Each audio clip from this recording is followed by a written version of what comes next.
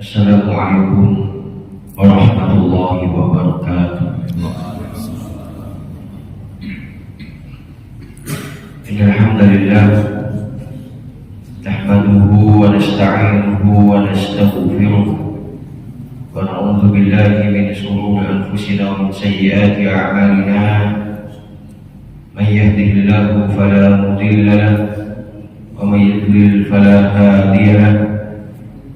Asyhadu an la ilaha illallah wa asyhadu anna Muhammadan abduhu wa rasuluhu. Amma ba'd. Wallahu ta'ala fil Qur'anil Karim, ya ayyuhalladzina amanu taqullaha haqqa tuqatih wa la tamutunna illa wa antum muslimun. Wa qala Rasulullah sallallahu alaihi wasallam, inna asdaqal hadithi kitabullah wa ahsanal hadi hadi Muhammadin sallallahu alaihi wasallam, syarrul umuri muhdatsatuha wa kullu muhdatsatin fid dini bid'ah wa kullu bid'atin dhalalah wa fil riwayah wa kullu dhalalatin fin nar. Wa qala aidan, idza arada Allahu bi 'abdihi khairan ista'malahu. Qalu kaifa yasta'miluhu? Qala yuwafiquhu li'amalin shalih qabla mautih. Bapak Ibu jemaah kuliah subuh yang mudah-mudahan dirahmati oleh Allah Subhanahu wa taala. Pertama, kita panjatkan puji syukur kehadiran Allah Subhanahu wa taala. Pada kesempatan ini Allah Subhanahu wa taala beri kepada kita kesehatan. Allah Subhanahu wa taala beri kepada kita kesempatan untuk senantiasa melaksanakan amal saleh.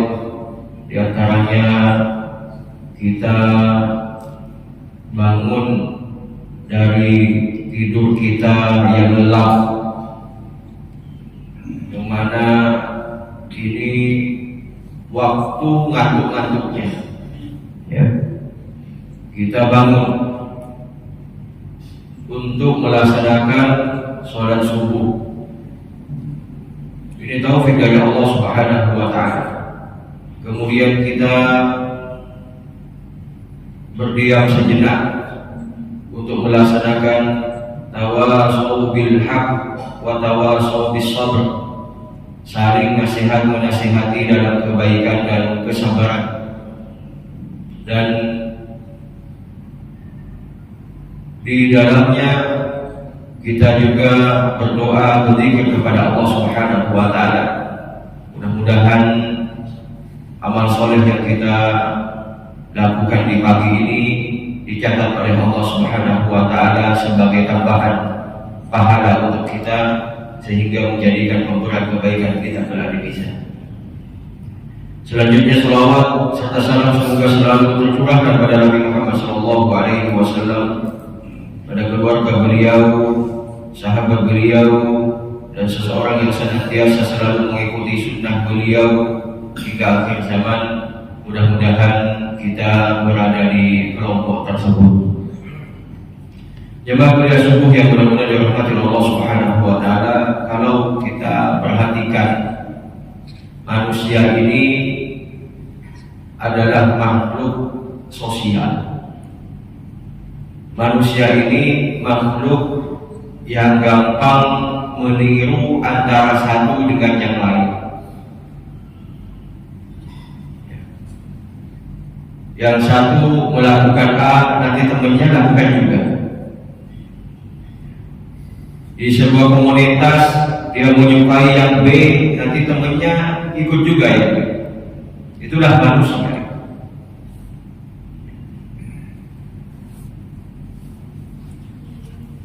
Makanya dari dulu kalau kita perhatikan, ketika datang kepada mereka utusan Allah Subhanahu wa taala yang mana itu di luar kebiasaan mereka, mereka menganggap itu sebuah kearifan. Dari sejak zamannya Nabi Nuh alaihissalam, ketika datang Nabi Nuh mengajak beribadah kepada Allah, mereka cenderung menolak. Coba berapa tahun Nabi Nuh berdakwah, ya, hanya dapat beberapa orang saja. Kenapa? Karena mereka menganggap itu di luar kebiasaan, di luar yang dilakukan oleh teman-teman. Sehingga ketika datang kepada mereka hamba Allah Subhanahu wa Ta'ala, yang mengajak beribadah kepada Allah Subhanahu wa Ta'ala, dia tutup telinganya, dia tutup matanya, tidak mau beri. Meskipun itu kebenaran.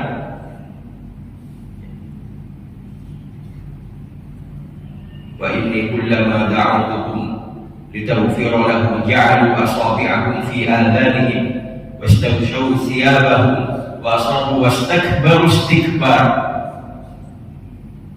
Ini karena mereka menolak karena Nabi Nuh ini mengajak sesuatu yang bagi dia itu ada. Itulah hakikat manusia.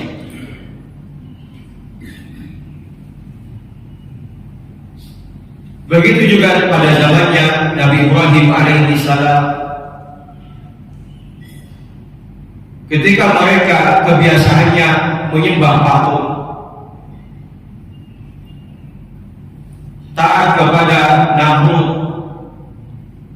Nabi Ibrahim alaihissalam dianggap ada.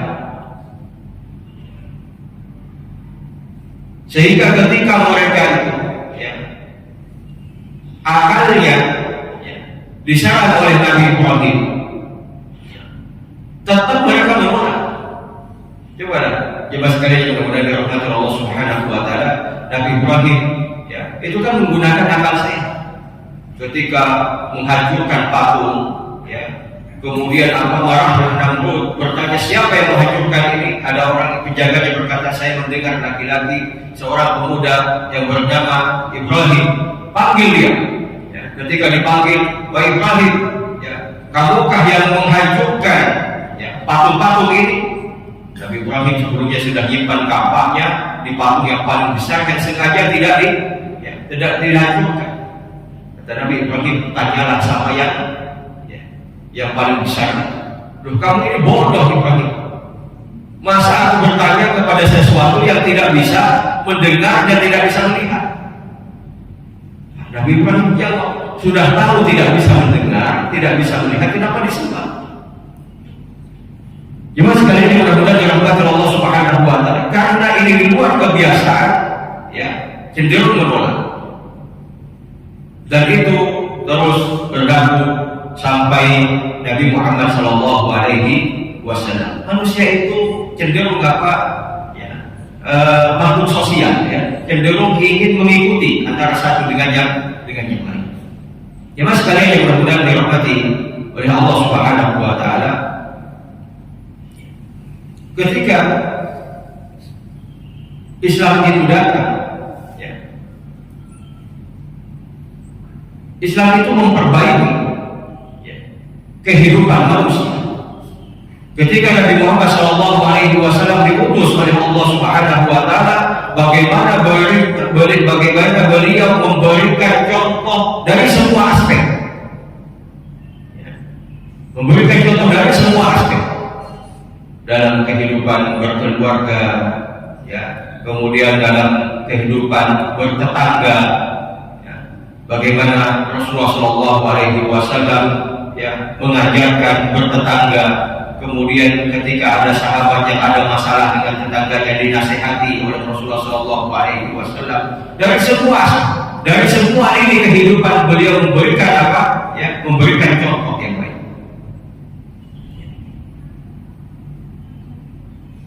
Jemaah bersyukur yang mudah-mudahan dirahmati Allah Subhanahu wa Ta'ala, ada seorang laki-laki datang kepada Rasulullah bercerita, Rasulullah, ada seorang perempuan, ya, yang mana sholatnya banyak, puasanya banyak, sedekahnya banyak, namun tetangganya tidak aman dari dia, wahai Rasulullah.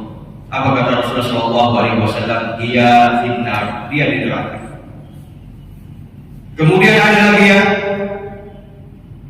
kemudian bertanya lagi si laki-laki ini kepada Rasulullah SAW, "Ya Rasulullah, ada perempuan yang sholatnya biasa saja, puasanya biasa saja, ya, tidak sebanyak yang pertama, kemudian sedekahnya biasa saja, tidak sebanyak yang pertama, tapi tetangganya aman dari nisanya, tetangganya aman ya darinya, dia tidak menyakitinya, tidak mengambil hartanya dan lain sebagainya." Apa kata Rasulullah SAW? Dia fil jannah, dia di surga. Indah Islam itu. Nabi Muhammad SAW memberikan apa? Ya, Nabi Muhammad SAW memberikan solusi bagi kehidupan manusia.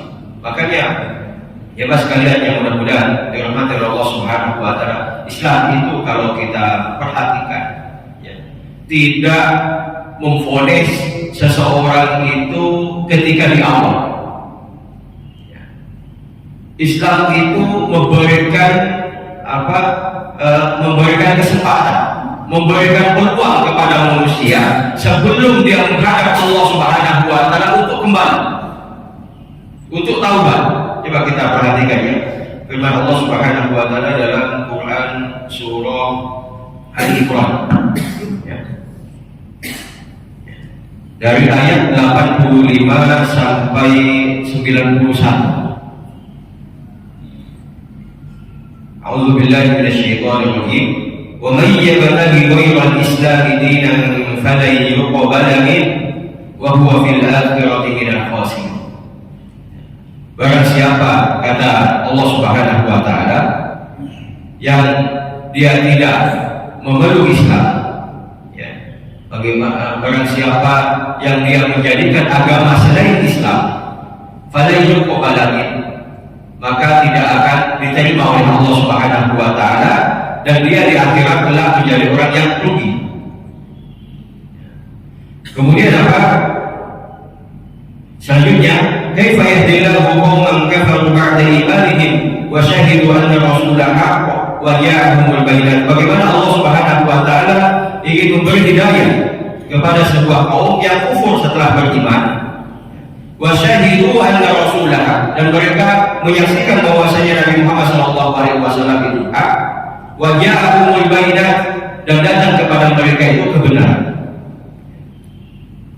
Wallahu la yahdil qaumadz zalimin. Sesungguhnya Allah Subhanahu wa taala tidak akan memberi petunjuk bagi orang yang zalim. Ulaika jazaohum anna 'alaihim laknatullah wal malaikati wan nasi ajmain.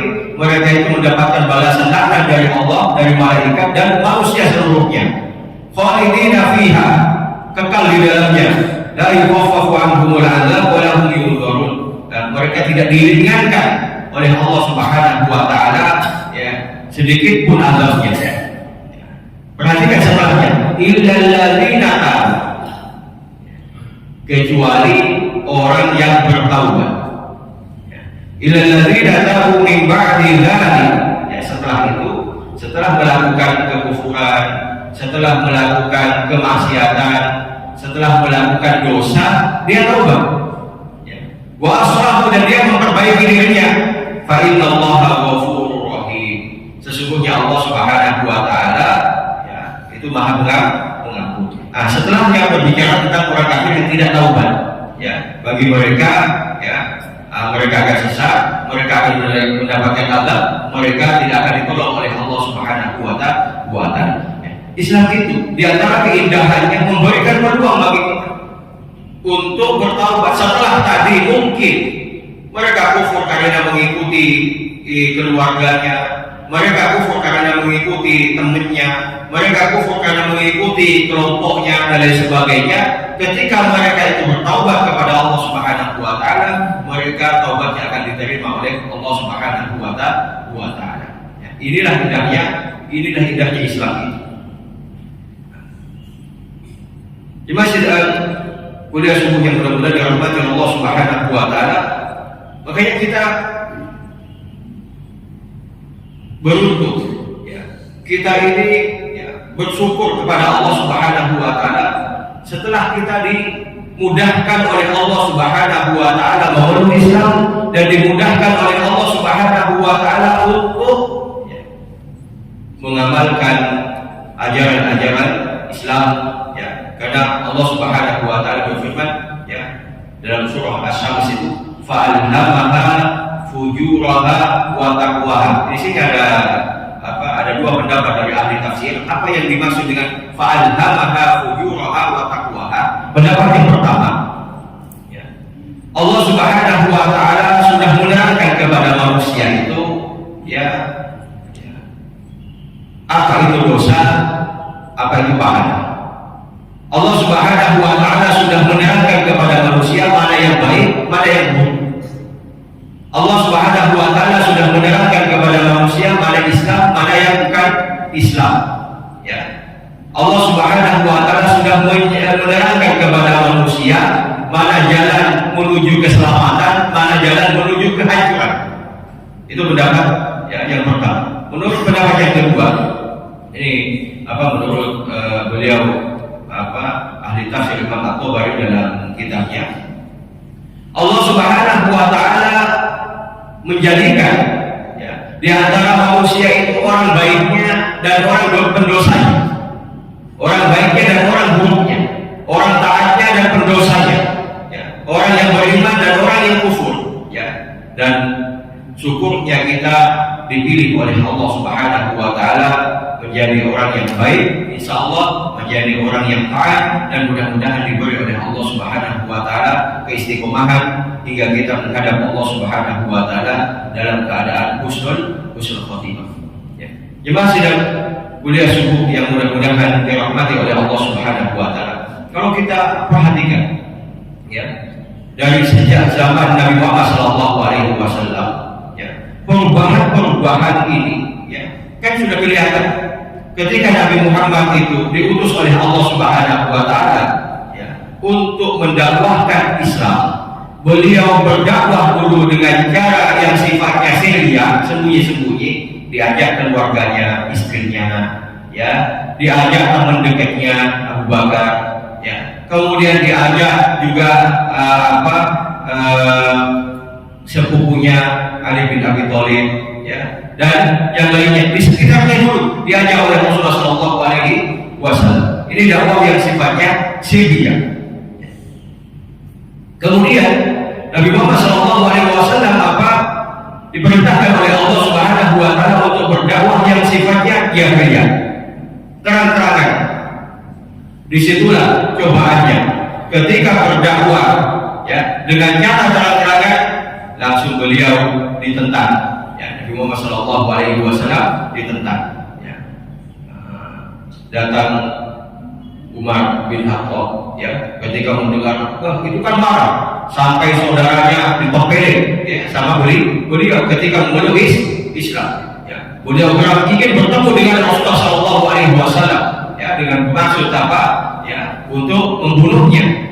Tapi jemaah sekalian yang mudah-mudahan dirahmati oleh Allah Subhanahu wa taala, Allah Subhanahu wa taala yang membolak-balikkan hati ya, ketika beliau ingin bertemu dengan Nabi Muhammad SAW, sahabat sudah ketakutan.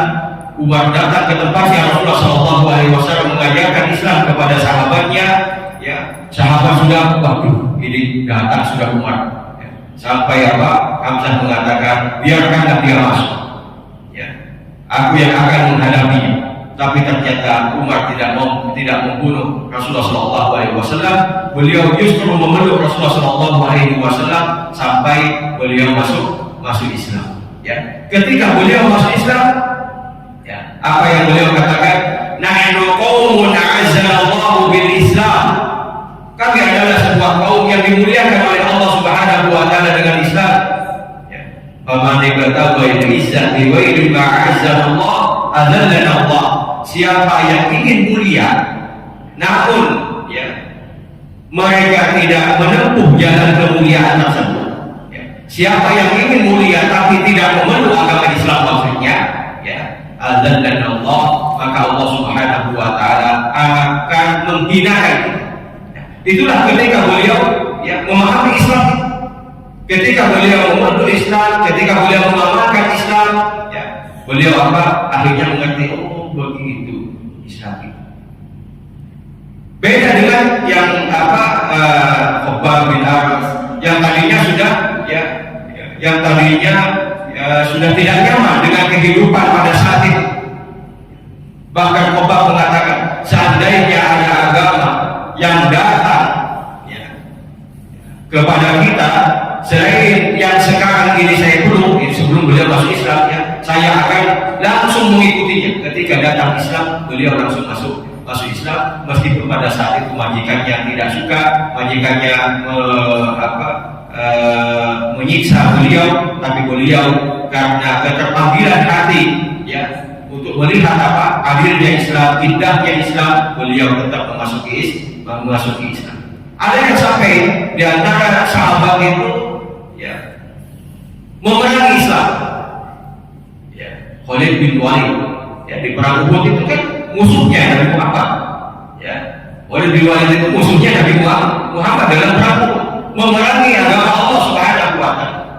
Namun ketika beliau menimbang, oh ternyata agama yang saya peluk sebelumnya ini tidak benar, ada yang lebih sempurna yaitu Islam, makanya beliau beliau masuk Islam. Yang tadinya memerangi orang-orang Islam kemudian berubah menjadi pendukung perang, bahkan beliau mendapat julukan Saifullah, pedangnya Allah Subhanahu wa taala. Jemaah sekalian yang mudah-mudahan dirahmati oleh Allah Subhanahu wa taala.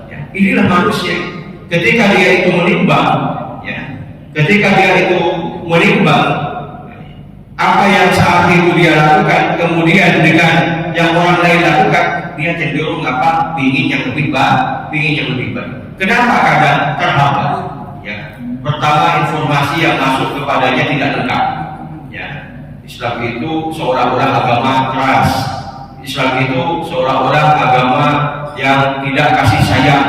Padahal jemaah sekalian yang mudah-mudahan dirahmati Allah Subhanahu wa taala, di dalam Islam itu tidak ada yang memberatkan. Cobalah kita diperintahkan untuk sholat oleh Allah Subhanahu wa taala. Sholat disuruh berdiri. Namun kalau tidak mampu disuruh duduk. Tidak mampu berbaring semampunya. Inilah indahnya Islam itu. Islam tidak memaksakan manusia, tapi sesuai dengan kemampuannya. Orang Islam tidak diwajibkan semuanya harus hafal Al-Quran. Tidak. Allah Subhanahu wa taala tidak berfirman, hafalkan kalian Al-Quran, yang tidak hafal Al-Quran maka akan di neraka. Tidak. Disuruh hafalkan Al-Quran bagi mereka yang mampu, mereka yang bisa mendapatkan keutamaan. Makanya dikatakan al-mahiru bil Quran ma'a safaratil kiramil barrah.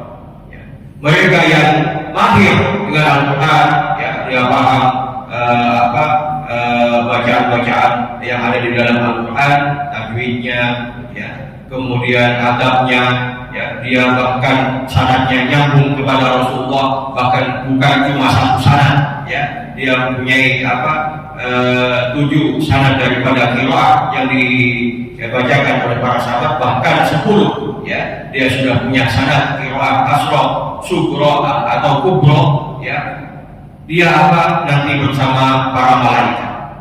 Ustaz, orang yang tidak bisa, dia mau belajar, karena Rasulullah SAW dia belajar, dia belajar Al-Quran, dia kesulitan baca Al-Quran, disuruh menyebutkan huruf la susah, disuruh menyebutkan huruf do susah, lo susah, so gimana supaya tidak monyong, kesusahan ro tebal, ro tipis, kesusahan.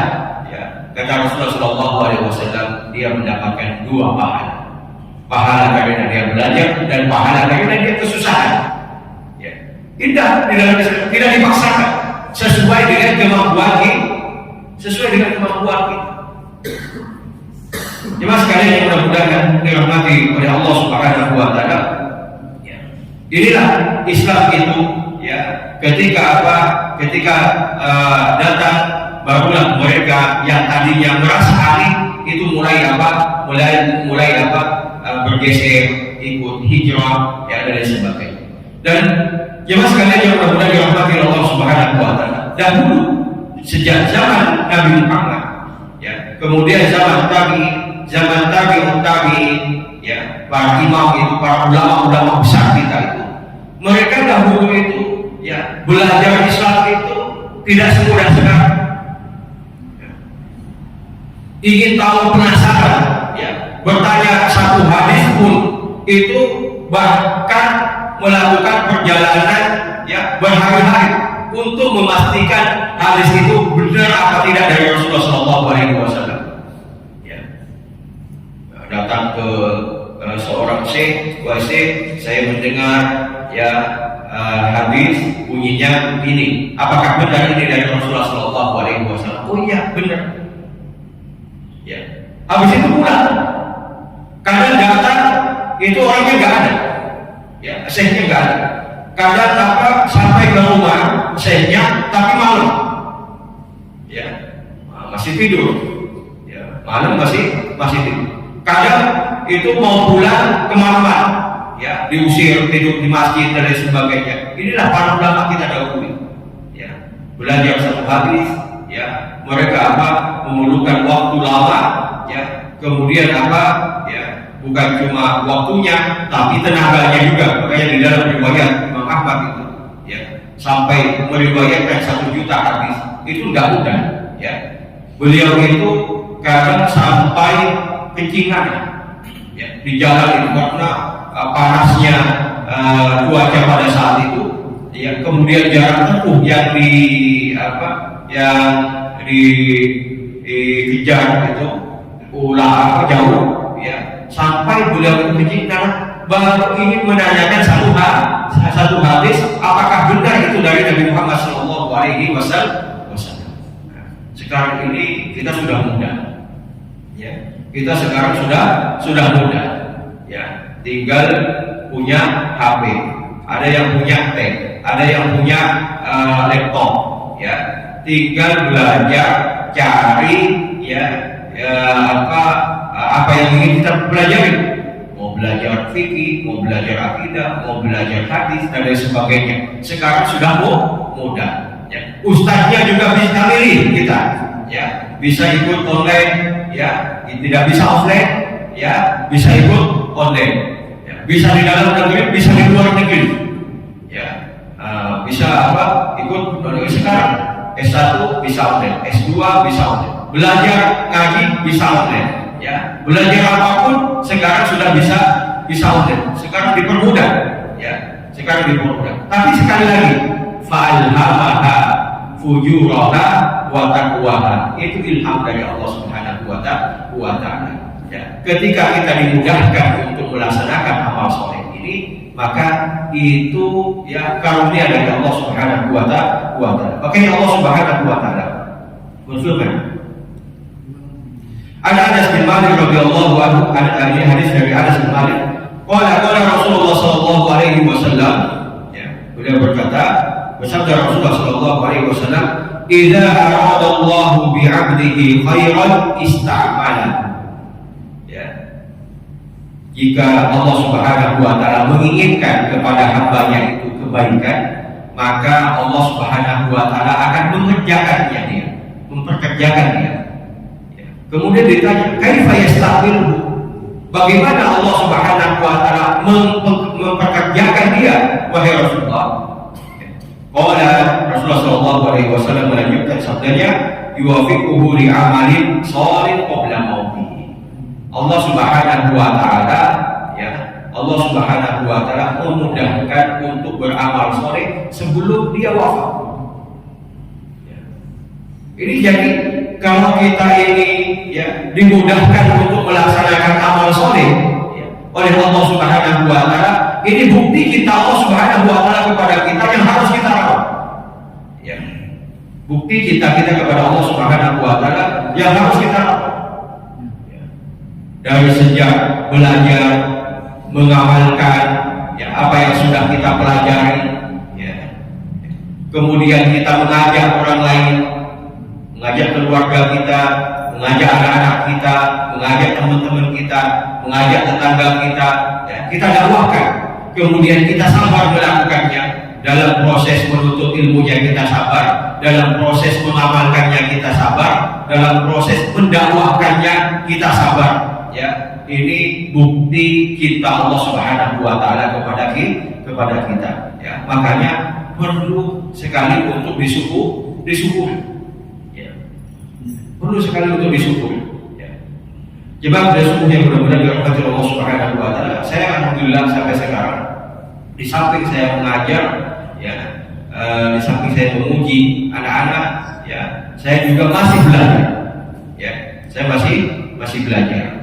Belajar lagi, ya, sama, ya, dengan jemaah sekalian, belajar lagi. Ya, minta seorang ustaz, saya mau ngaji dari Al-Fatihah sampai An-Nas, tolong disimak dan tolong diperbaiki, ya, kesalahan-kesalahannya. Ya, itu apa? Alhamdulillah, ya, berjalan, ya, 1 pekan 2 kali, ya, 1 pekan 2 kali, ya, disimak. Ya, seharinya disimak, nggak banyak-banyak, setengah juz saja. Ya, setengah juz lagi, ya, diperbaiki. Ya, ini kurang sempurna, ini lebih baik seperti ini. Ya. Dengan sabar mengajarkan. Ya. Nah, jemaah sekalian yang mudah-mudahan dirahmati Allah Subhanahu wa taala.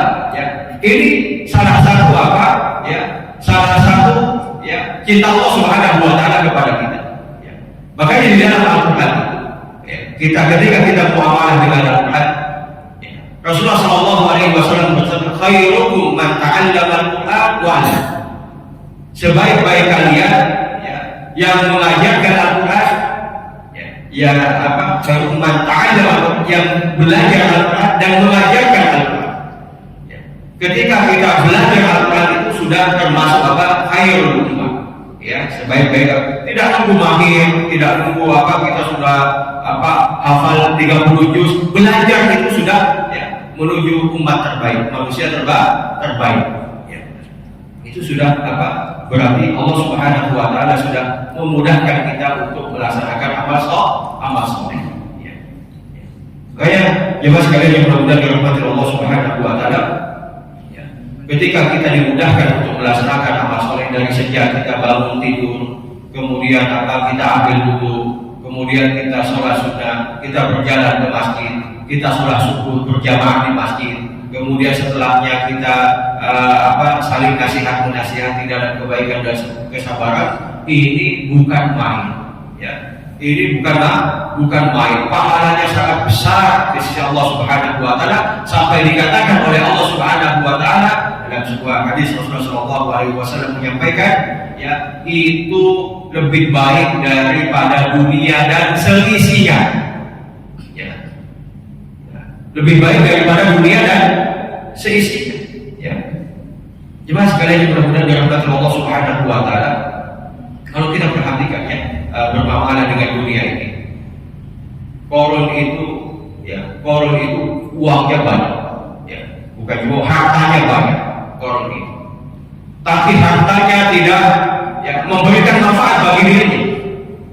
Ya, hartanya tidak memberikan manfaat bagi dirinya.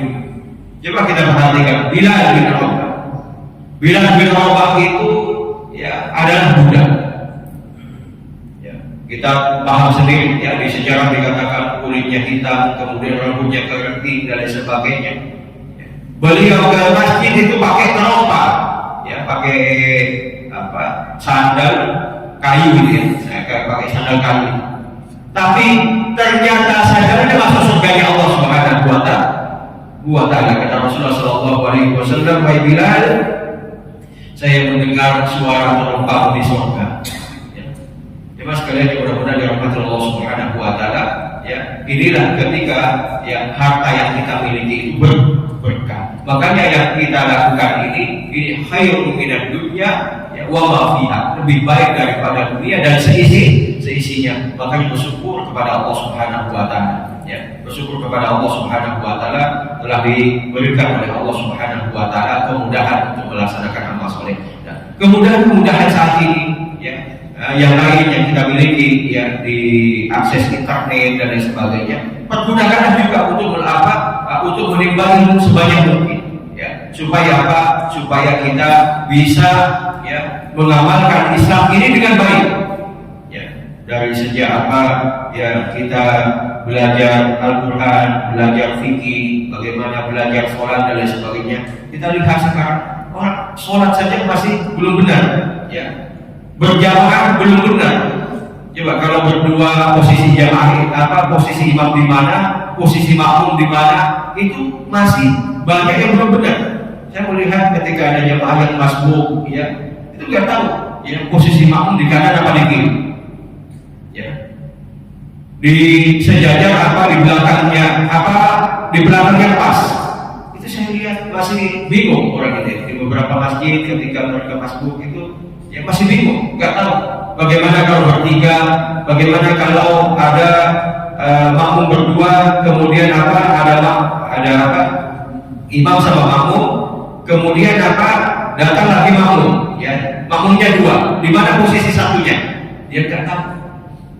Nah ini kan bukan main ya, ini perlu dipelajari. Ini fikih dasar seperti ini harus dipelajari ya. Naudzubillah kalau sampai ya orang itu sudah nikah tidak paham kalau wanita itu ada haidnya ya, itu kan bukan main ya. Padahal ini bab pertama, bab awal ya, bab awal ya tentang tohar ya. Apalagi kalau sampai tidak bisa wudu ya, ini bahaya. Itu perlu dipelajari dan sekarang sudah mudah sekali ya. Belajar seperti itu sudah mudah. Yang bentuknya video juga ada, yang bentuknya penjelasan juga ada, yang langsung dipraktekkan juga ada. Tinggal kita mau belajar atau tidak ya. Tapi kembali kepada yang tadi ya, ketika kita dimudahkan untuk belajar, berarti itu bukti cintanya Allah Subhanahu wa taala kepada kita. Gimana?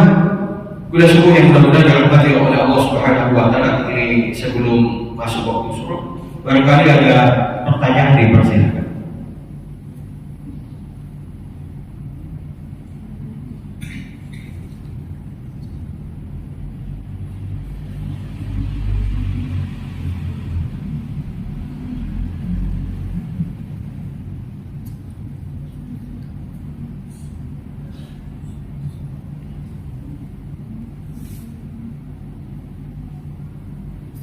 Ya.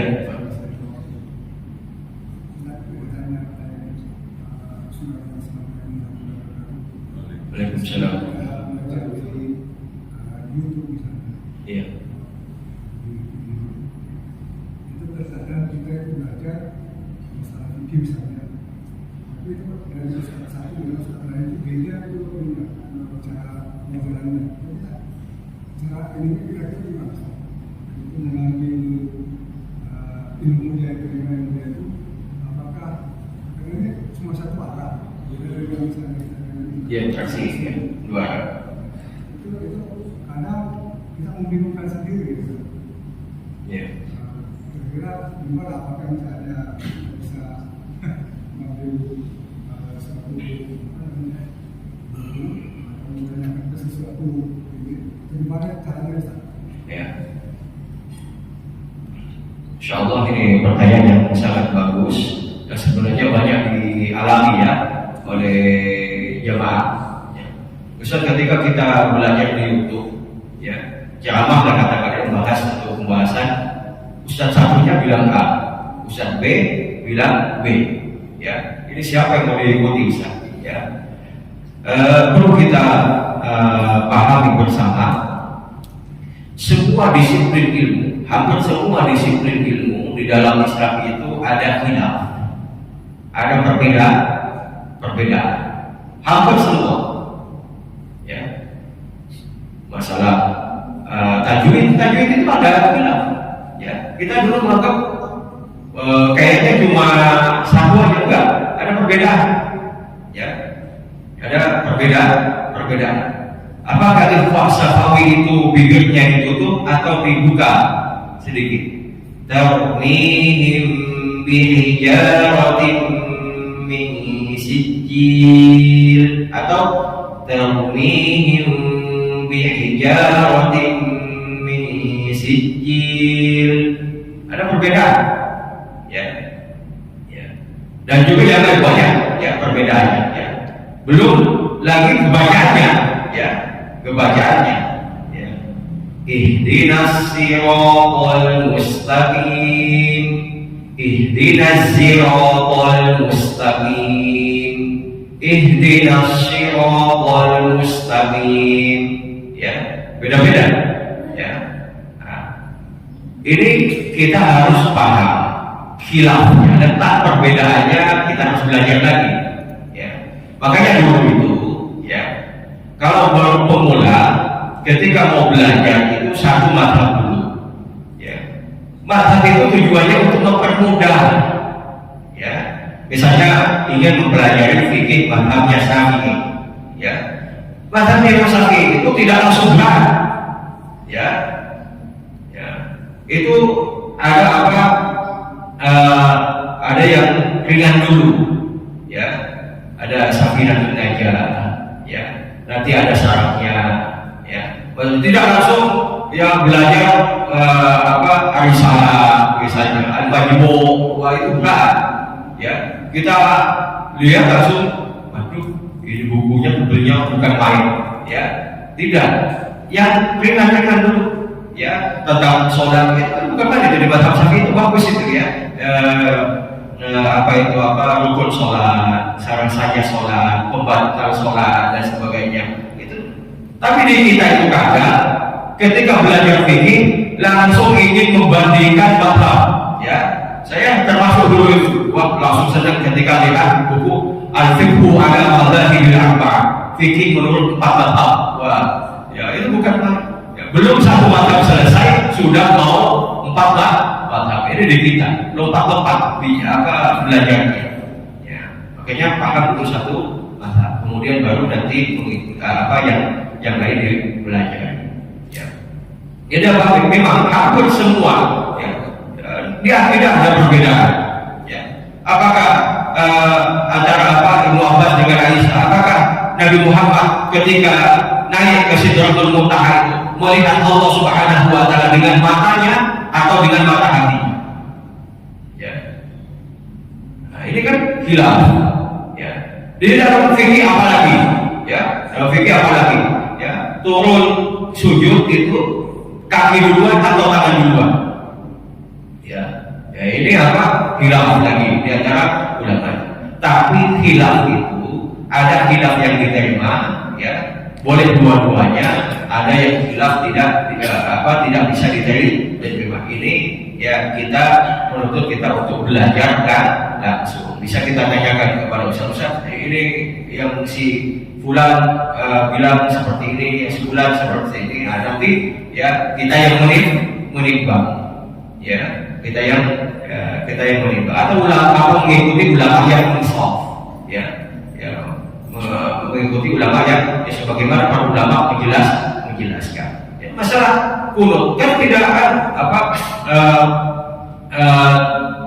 ulama khilaf, ya, kunut subuh, ya, ini ulama khilaf. Tapi ada ulama yang insaf, ya, sebagaimana yang dilakukan dahulu oleh Imam Ahmad itu, ya.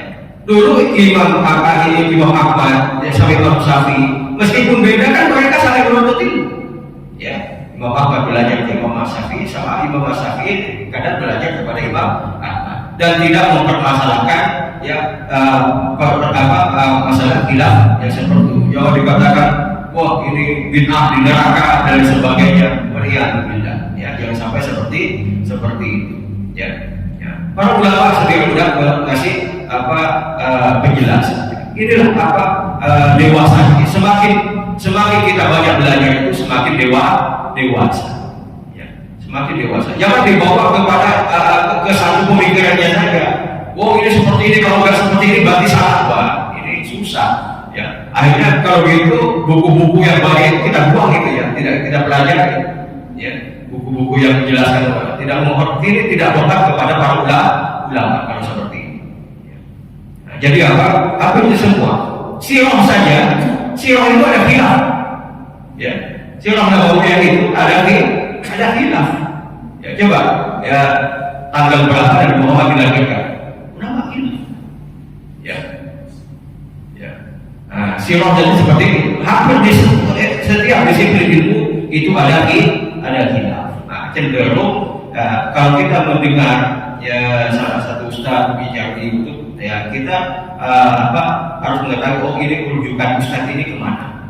Ya, rujukan ustaz ini kemana? Ya, kita harus pelajari lebih lanjut. Yang sudah belajar tentunya sudah tahu, oh ini karena belajarnya di sini ini cenderung mengikuti ini. Ya, kalau seperti ini ya, atau cari di YouTube biasanya ya para ulama itu menjelaskan perbedaannya. Makanya kalau kita belajar fikih yang sudah tingkat lanjut ya Ibnu Rushd misalnya ya dalam kitabnya Bidayatul Mujtahid wa Nihayatul Muqtasid, itu Arabnya saja tebelnya segitu. Ya, itu menjelaskan tentang khilaf. Ya, masuknya bulan Ramadan itu pakai hisab atau pakai ruqyah. Ya, ruqyatul hilal atau pakai hisab. Nah, di situ dijelaskan. Siapa yang pertama kali pakai ini, dari Rasulullah seperti apa dan lain sebagainya. Ini ya permasalahan khilaf yang kita ya dibutuhkan lagi untuk mempelajari lebih lanjut. Ya. Nah, ini yang terjadi saat ini. Kita belajar di YouTube itu bukan final. Kadang yang disampaikan Ustadz itu tidak langsung detail. Ya, itu hanya kulitnya saja. Ya, karena apalagi kan sekarang untuk masuk shot itu kan video tidak boleh lebih dari satu menit, ya. Tidak boleh. Bagaimana dia menjelaskan kurang dari 1 menit? Dan ini tidak merepresentasikan suatu ilmu ini hanya ya nasihat-nasihat seperti itu. Kalau ini mengajarkan fikih 1 menit ya nggak benar ya. Fikih itu luas, ya. Fikih itu luas. Namun terkadang kita itu disempitkan dengan keterbatasan ilmu kita. Nah gitu. Ya kalau nanti ada yang mendapati seperti ini bisa ditanyakan kepada ustaz yang paham, ya, yang paham khilafnya di mana, ya, yang paham khilafnya di mana. Nah, makanya kan ada ustaz menjelaskan tentang ada seorang yang menyalahkan temannya karena bacaannya salah. Ya, kita belum lagi belajar qiraat yang lain itu. Kita akan aneh nanti ketika ada orang yang baca Al-Quran, Siratal ladzina an'amta 'alaihim, ya, ada 'alaihim, ya. Akan aneh lagi. Itu karena kita belum belajar, ya. Ada yang membacanya seperti itu, enggak sebagaimana kita yang Siratal ladzina an'amta 'alaihim. Dia bacanya alaihim, ya. Wadduha, kita tahunya dari kecil wadduha, ya.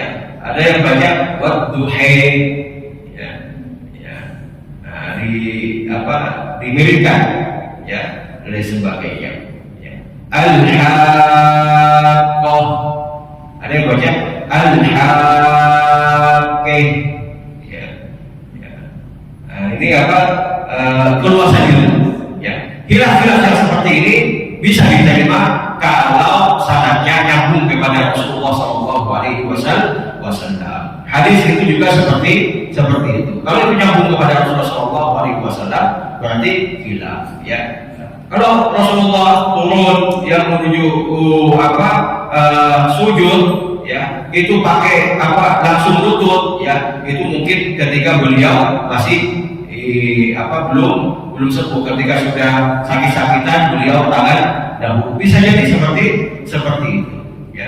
Makanya yang sifatnya hilafiyah yang diterima itu tidak usah dipermasalahkan, tinggal kita upgrade ilmunya, ya. Kita pelajari terus, ya, ilmunya seperti apa sampai kita mengetahui, oh ini seperti ini karena beda jalur daripada periwayatan, gitu ya. Ini akan didapati pasti ya di YouTube, ya. Si Ustadz bilangnya A, si Ustadz lain bilangnya B, ini akan didapati. Dan masing-masing ada Nah, makanya disitulah kadang ijtihad itu juga beda. Para ulama mujtahid sama-sama mujtahid, sama-sama levelnya sudah mujtahid. Yang susah itu levelnya baru belajar tapi sudah berdagang menjadi mujtahid itu susah. Ya, baru belajar ya fikih sudah menjalankan ya Imam Syafi'i, Imam Nawawi, wah itu repot nih seperti itu. Ya, ini susah. Dia tidak sadar berarti posisi dia di mana. Kita harus memahami apa level ya. Kalau seorang mujtahid ya levelnya berarti sudah mujtahid, berarti dia sudah bisa ya berargumen, ilmunya sudah selesai. Kita Al-Qur'annya saja masih belum selesai, hafal Al-Qur'an juga belum ya. Imam Syafi'i itu ya 6 tahun sudah hafal Al-Qur'an. Beliau mau belajar Al-Muwatta, kitabnya Imam Malik itu ke Imam Malik, itu sudah hafal dulu. Imam Malik waktu itu tanya, siapa yang akan membacakan? Ya, saya sudah tidak dulu, ya, tidak selincah dulu. Ya. Maksudnya Imam Malik mengira Imam Syafi'i belum bisa baca Al-Muwatta dengan baik. Ya. Padahal Imam Syafi'i sudah hafal, bukan cuma bisa main, sudah hafal segini tebelnya. Ya, itu hadis ashahul kutub ba'dal Quran sebelum ada Bukhari dan Muslim. Ya, itu rujukan kaum muslimin dulu namanya Al-Muwatta. Ya, itu segini tebelnya. Imam Syafi'i datang ke Imam Malik itu dalam kondisi sudah hafal ya Al-Muwatta itu. Ya. Makanya kaget Imam Malik. Kok bisa? Ya, berarti ini orang yang luar biasa. Ya, bukan kayak kita kan belajar memang dari nol, ya, baru masuk SD dulu ini budi, ya, dialu dulu sama gurunya, ya, huruf-hurufnya, ya, dari pengenalan A sampai Z, kemudian baru merangkai dan sebagainya. Itu pun nggak bisa dicubitnya kita sampai merah, ya, dan sebagainya. Itu beda. Ya, ulama itu levelnya udah beda. Bayangkan ya, Imam Syafi'i ingin belajar ke Imam Malik sudah hafal dahulu kitabnya Imam Malik. Ya, Al-Quran sudah hafal, hadis sudah banyak hafal, termasuk ya Al-Muwatta tadi. Ya itulah ya mas sekalian yang mudah-mudahan dirahmati Allah Subhanahu Wa Taala. Ini bagus pertanyaan untuk kita semua dan untuk kita gali ya. Ya saya juga seperti itu. Saya melihat ketika ada perbedaan di ulama itu, saya belajar ya. Saya buka website Arabnya ya. Oh di situ baru ketahuan. Oh ternyata di sini ulama berbeda pendapat. Saya kalau ada suatu permasalahan baru bagi saya itu langsung saya cari ya. Tidak di bahasa Indonesia, saya cari di Arab. Nah, itu biasanya nanti ada penjelasannya ya. Biasanya nanti ada penjelasannya dan dijelaskan termasuk khilafnya ulama ya, perbedaannya para ulama ya. Nah itu semakin menuntut kita untuk belajar ya. Ini bagus ya seperti ini ya, dan makanya ilmu itu tidak instan. Makanya dikatakan oleh para ulama ya, man roman ilmu jumlatan dhahaba jumlatan. Siapa yang belajar ilmu langsung banyak, maka mudah sekali akan hilang. Mau belajar kitab misalnya satu malam ya subuh sudah hilang ya. Makanya pelan-pelan ya, pelan-pelan belajar ilmu itu pelan-pelan sampai kita benar-benar paham. Ini saja yang dapat kita sampaikan, mudah-mudahan ini bermanfaat untuk kita semua. Alhamdulillah rabbika fala takunanna minal mumtarin. Marilah kita tutup dengan bacaan kafaratul majelis.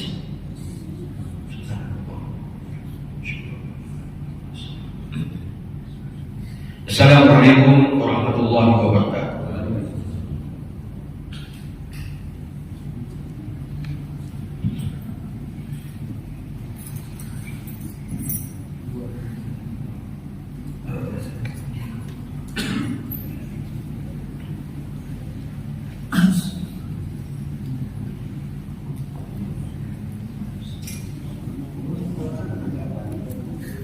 Jadi